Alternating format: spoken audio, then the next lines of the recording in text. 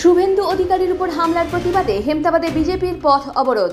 কোচবিহারের তৃণমূল নেতা উদয়ন গুহর নেতৃত্বে বিরোধী দলনেতা শুভেন্দু অধিকারীর উপর রোহিঙ্গা দ্বারা হামলা ও হত্যার চক্রান্তের অভিযোগে উত্তপ্ত রাজনীতি। তার প্রতিবাদে উত্তর দিনাজপুর জেলার হেমতাবাদে রাজ্য সড়ক অবরোধ কর্মসূচি পালন করে বিজেপি। জেলা বিজেপি সভাপতি নিমাই কবিরাজের নেতৃত্বে শত শত দলীয় কর্মী ও নেতাকর্মীরা এই আন্দোলনে অংশগ্রহণ করেন।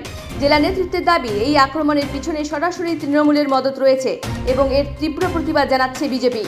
অবরোধের ফলে বেশ কিছু সময় রাস্তায় যান চলাচল ব্যাহত হয়। পরিস্থিতি নিয়ন্ত্রণে রাখতে মোতায়েন ছিল পুলিশ।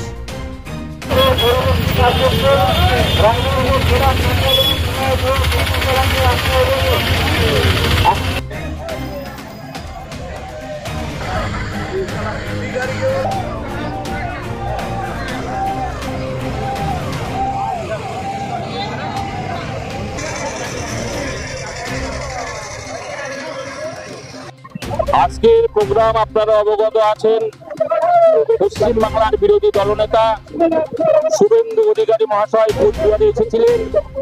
সেই কোচবিহারে তৃণমূলের নেতা উদয়ন গুহর নেতৃত্বে বাংলাদেশ থেকে আগত হাজার হাজার মুসলিম অনুপ্রবেশকারী এবং রোহিঙ্গা মুসলিমরা যেভাবে ঝাঁপিয়ে পড়ে শুভেন্দু অধিকারীর গাড়িকে ভাঙচুর করা হয়েছে, শুভেন্দু অধিকারীকে মেরে ফেলার চক্রান্ত করা হয়েছিল।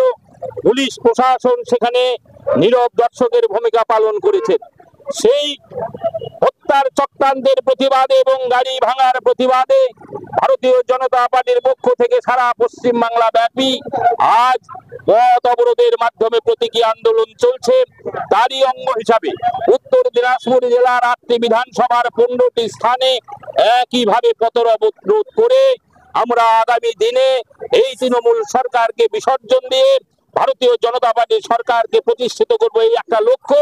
আর দ্বিতীয় লক্ষ্য, এসআই এর মাধ্যমে সমস্ত বাংলাদেশ থেকে আসা মুসলিম অনুপ্রবেশকারী এবং রোহিঙ্গা মুসলিমদের ভোটার লিস্ট থেকে বাদ দিয়ে তাদেরকে বিতাড়ন করে পশ্চিম বাংলার সুস্থ পরিবেশ ফিরিয়ে আনবো, এই উদ্দেশ্য নিয়ে আজকের এই পথ অবরোধ এবং বিক্ষোভ কর্মসূচির ব্যবস্থা করা হয়েছে।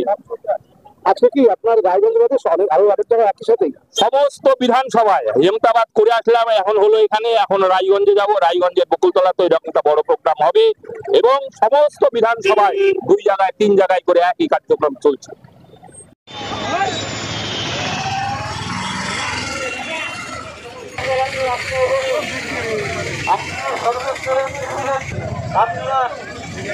এখন আপনিও রিপোর্টার, আপনার এলাকার যে কোনো খবর পাঠান এই নম্বরগুলোতে।